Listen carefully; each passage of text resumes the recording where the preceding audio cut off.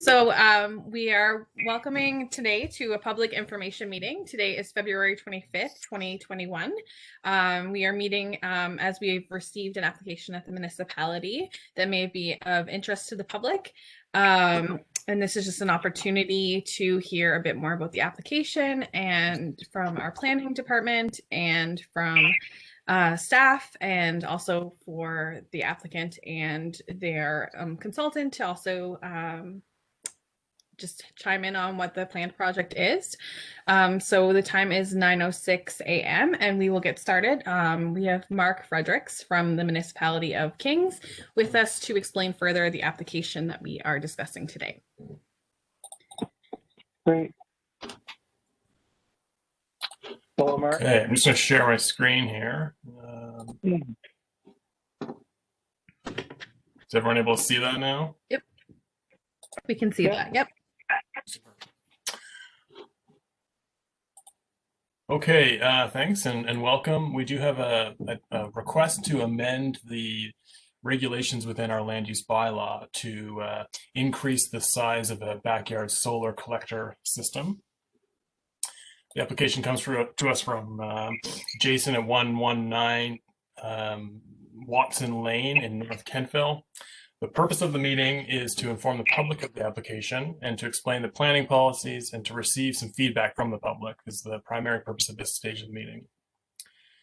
Again, the proposal here is to allow larger ground-mounted, these are defined as off-building solar collectors. And the applicant, again, is from 119 Watson Lane in North Kentville. However, this would be a general text amendment. And so it would apply kind of across the county.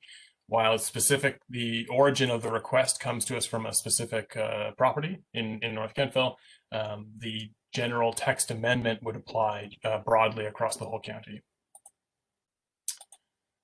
So again, we're located here in North Kentville, which is one of our growth centers. The subject property is shown here. It's in the residential 1-unit zone, and it faces south down to the Cornwallis River. So this property must have a really good solar exposure, along with many of the properties in here, as the ground sort of slopes to the south, and there's a wide opening around the Cornwallis River floodplain area down below.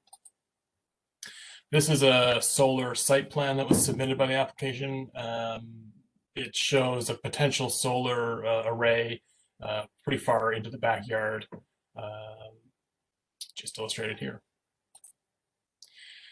In Kings County, well, and broadly, I suppose, there are kind of a couple of main solar collectors. I'm sure there are more than just two, but in the context of Kings County, we have defined these as on-building solar collectors, shown above. Those are what we often see on people's roofs, and off-building, and these are sometimes mounted to the ground at an angle.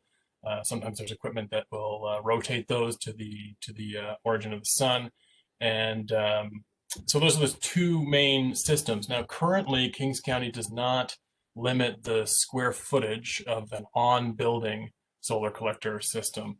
So if you have a large roof area that faces south, you can cover that in solar panels, and there's no limitation from the county, at least.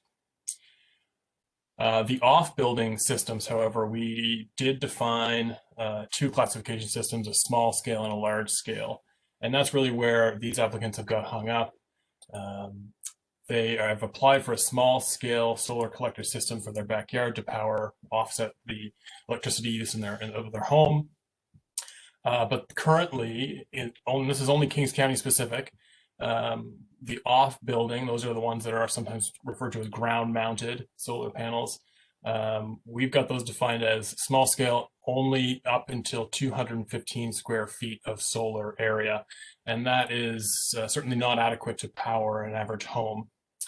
The applicants, I think, were looking for more like 600 or 700 square feet based on their solar analysis for their home. So there's a definition in the land use bylaw that defines small scale off-building solar collector systems to not exceed 215 square feet.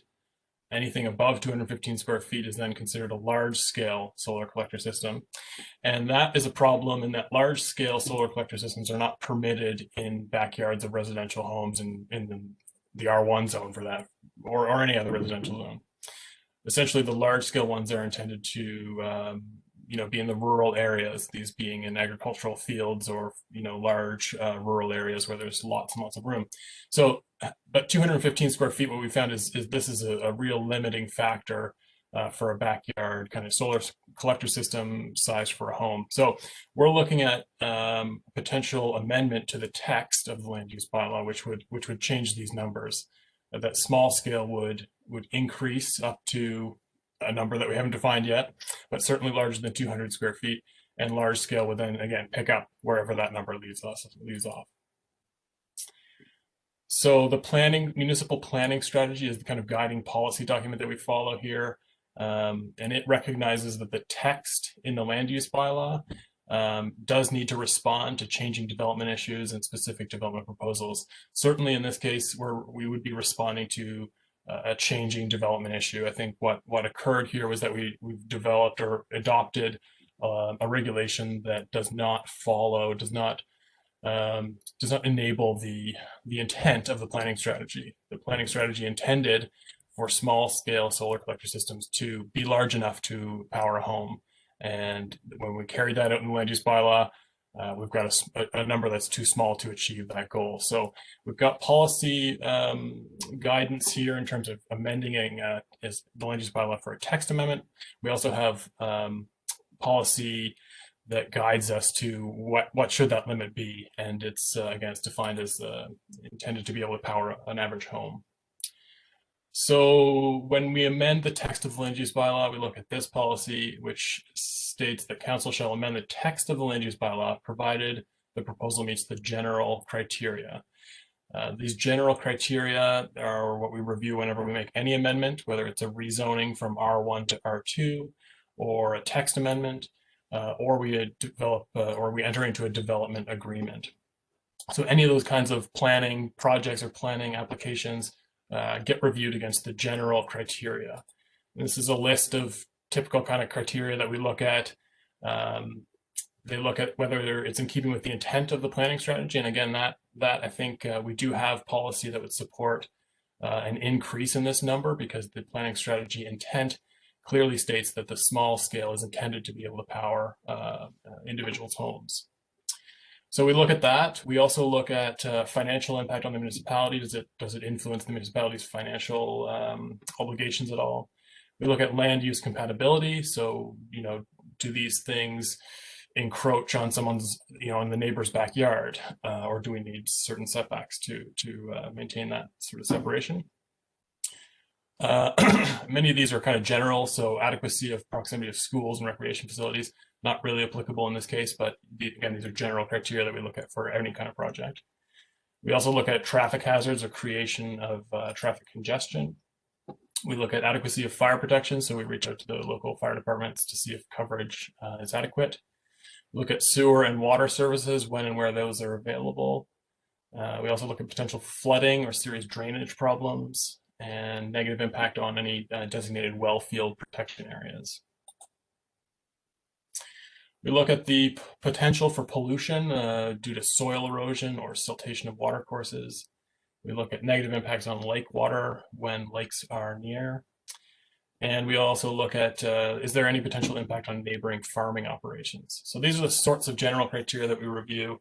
We also look at the suitability of the site. Is this property suitable for the intended purpose? We look at grades and soil and geological conditions and so on. So those are the sorts of criteria that we look at. Again, in this case, we're looking at a fairly specific number in the land use bylaw regulatory document. So it's, not all of these types of criteria will apply, but these are the types of, this is the type of review that staff conduct and bring a report to the Planning Advisory Committee. And that brings us to this kind of slide. So we are at a public information meeting right now, highlighted in red. We do a staff review where we look at where, in this case, what is that number going to be? Do we eliminate the number altogether, find some other way of approaching that? And then we bring a report to the Planning Advisory Committee. Within that report, though, is all the public feedback and public input that we may receive as a result of this meeting and future correspondence to surrounding neighbors. And the Planning Advisory Committee then makes a recommendation directly to Municipal Council. The Municipal Council will hold a public hearing if they consider approving the amendments. And anyone who receives a letter in the letter distribution for the public information meeting will also be notified of the public hearing. So there's another opportunity after this stage for the public to provide their feedback. So with that, I'd leave my telephone number and email address here on the screen. I'll pass it back to Councillor Meisner, and we can have any questions or comments. Certainly Jason and Stephen are available to maybe provide some feedback on what they're hoping to do, and we'll take it from there. Thanks a lot. Perfect. So this recording will be posted to the Municipality of Kings, the County of Kings website.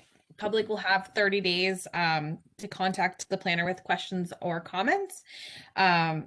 These will be included, as Mark said, in the report that's given to PAC. So at this time, I'm going to ask Jason if you have anything to add, or Stephen, if you have anything that you'd like to add, you can feel free to chime in. I'm not sure if you want to go ahead, Jason or Stephen. Anything you'd like to add? Oh, Jason, I think you're on mute there. Just a sec. You may need to unmute yourself, Jason. Yeah, there we go. Okay. Can you hear me now? Yep. We can hear you. Yep. So just in regards to the site plan, when that was brought up, that's the typical kind of document that chicken scratch that I produce for Nova Scotia Power. So there's no scale there, nor showing any kind of setbacks as they might be. It's just kind of as I draw it in with my pencil. So I just want to make clear that that's the case with that site plan. Where that actually would be going is quite far away from the property lines of Jason and Megan's home and their surrounding neighbors. So just to mention that. There's a lot of things actually in your bullets too that I don't know what value there might be to in the time that we have to go over some of those things, and you know, the benefits of ground-mounted solar panel systems for homeowners versus the on-building roof-mounted type. I can mention one in particular, which is the fire protection side. That, of course, having it off-building offers added advantages to homeowners when it comes to fire protection. So as an example. Yeah, that's great. Thank you. Yeah. So it was just one, like, if you're able to bring up those bullets, maybe sliding along those, that would be of value if you like to. Sure. Yeah.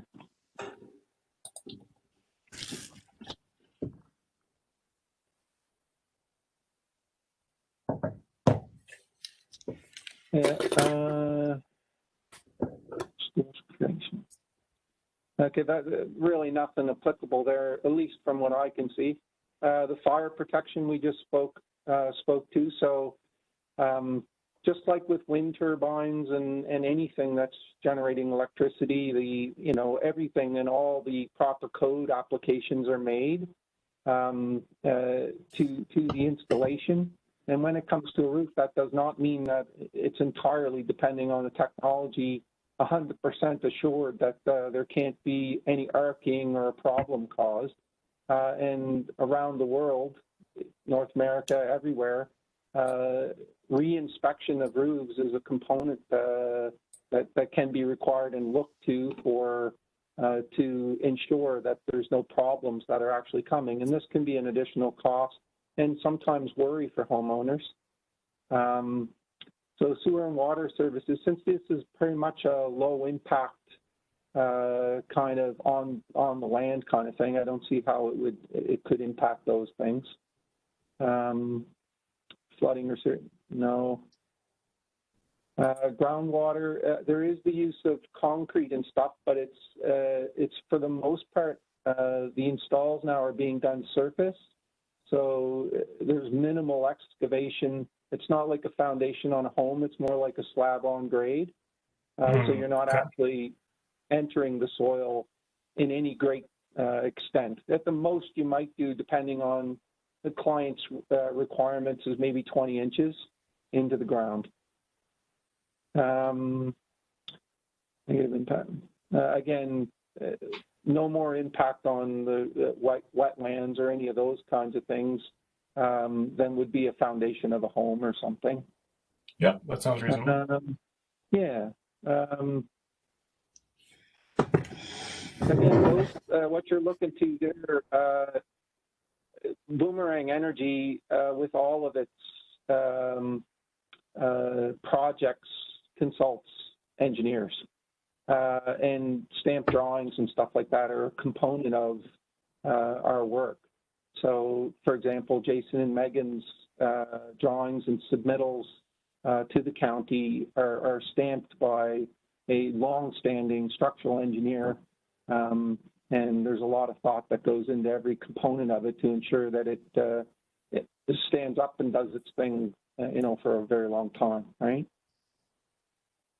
So anyway, just I hope that was helpful. And there's a lot of other things that could be mentioned. For example, on the technology side, so there are hidden costs to roof-based solar that ground-based gets to be an advantage for homeowners beyond production. So, for example, ensuring that the roof doesn't leak, or when the roof actually needs to be replaced, homeowners then to maintain their home and maintenance their home are looking at more maintenance with a roof-based system where the entire system life expectancy has not been reached and has to be removed, the roof replaced, and then replaced again. So this can be an added cost for homeowners that choose on building. On the technology side, roof-based systems do not enable homeowners to take advantage of the latest technology. In this particular case, that we can look to the panels for that. These panels are bifacial panels, which means both sides of the panels can actually produce energy. So there's far more density in the power production and in the actual amount of area that these panels would take up. This can also translate into far greater cost savings, even over a roof-based system or an on-building system, as you call it. So you're making more power with fewer panels, able to offset more of a homeowner's production, and even move into other areas of production that are beneficial to the homeowners of Kings County. So in Megan and Jason's case here, it would be their electric car as an example. They can offset their kilometers as well with just a few additional panels, which of course all the environmental things that brings with it, benefits and such. So that's kind of like a scattershot, kind of some of them. If there's any questions to those, I can expand on it. Oh, I think that's really helpful. I think we'll have an opportunity. Go ahead. Sorry, Mark, go ahead. As Mark said in the previous slides, this is just a public information meeting. And so there will be also a public hearing as well if the council does just vote and to move forward with the process. So during that time as well is an opportunity for more questions. And then obviously Mark is available to receive questions and comments and able to further elaborate on those if people do have those questions in regards to anything to do with the project. Okay, and I mentioned to Mark then other things, and you can call on me, and I received your call and voice message, and I didn't have any questions at the time, but anything that you would like to ask of me, anything that I might do to help you understand or learn or see what I kind of see coming, the kind of the visionary component of what this would mean for residents of Kings County, I'm more than open to do so, and I would appreciate it, in fact. Just reach out anytime. And yeah. So yeah, I'll do that, Stephen, for sure. I think it sounds like you've got a lot of experience in the field, so I'll reach out with some of my questions, but I may also reach out, if we hear from the public with certain questions, I can maybe pass them through you, and maybe we can just sort of have an email chain if there are a series of questions where we're all kind of CC'd on those. But that's a great offer, thanks, Steve. That would be great. So I'll give you another technological change that's coming. So panels are getting larger, not smaller. Aha. And so, and this changes the density side of things, but it also changes what's going to be possible on a roof, and also the cost. So you hear a lot about a reduction in the cost of solar. This cost per watt stuff that folks talk about, and especially the material costs, and then the ability to try and drive down the labor costs.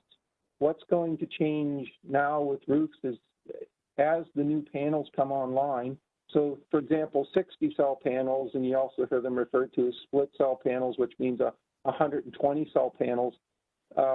All the major manufacturers are now considering, some are already dropping the production of those panels, and these are the smaller panels that you typically see on people's roofs. The larger panels, so the 72 cell or 144 split cells, and even larger, they're going up as much as 196 cells now, are typically ground-based, but now they're being increasingly used on roofs.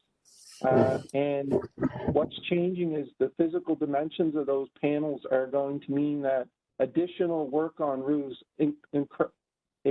about a 50% increase in material costs, and the complexity of those installs is going to take place, which again is going to then lend itself to the cost-benefit analysis side of things with ground mounts.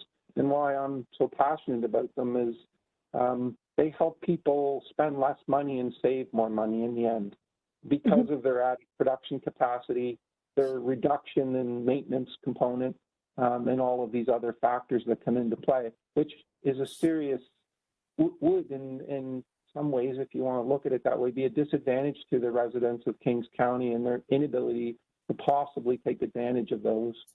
And their competitiveness, small businesses at home, whatever they might be. Well, it certainly all sounds very interesting. It sounds like technology is progressing very quickly. I'm going to move it over to the applicant. Jason, do you have anything at this time that you would like to add to the conversation before we finish up? No, am I on? Yep, you are. Yeah. No, I'm good. Okay. So, as I said, the public has 30 days to contact the planner with questions or comments. This public information meeting recording will be on the Municipality of County of Kings website for 30 days for all questions or comments to come to our planning department, and the planner in charge of this file is Mark Fredericks. His information is there shared on our screen. When contacting Mark, please make sure to include your community that you are messaging from and your name, so that we are able to keep track of where the questions and comments are coming from. And then, Mark, do you have anything else that you'd like to add before we wrap it up? No, I don't think so. As long as you're able to see this video, you're still able to submit feedback, and and even if the video has paused on the website, my contact number, telephone number, and email address are of course still available. So reach out anytime. Thanks a lot, guys. Good to hear from you, Stephen and Jason. Thanks a lot. Yes. Have a great day, everybody. Thank you. Thank you very much. Bye-bye now.